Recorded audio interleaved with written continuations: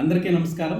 నేను doctor D Paiditalli, ప్రభుత్వ పురుషుల డిగ్రీ కళాశాల శ్రీకాకుళం నందు అర్థశాస్త్ర అధ్యాపకులుగాను మరియు training cum placement cell JKC కోఆర్డినేటర్గా పనిచేస్తున్నాను.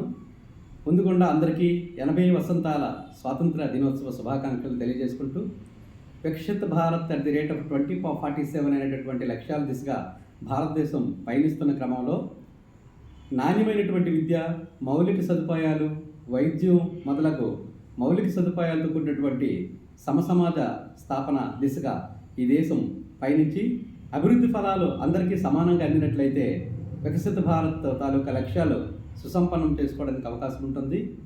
ముఖ్యంగా యువతలో నైపుణ్యాలు పెంపొందించి ఉపాధి అవకాశాలు, ఉద్యోగ అవకాశాలు పెంపుదలకు దోహదపడాలి.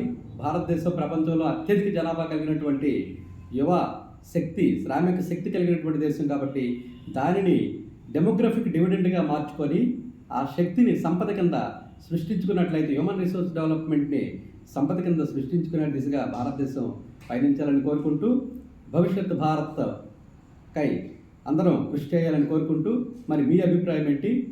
జై హింద్, జై భారత్.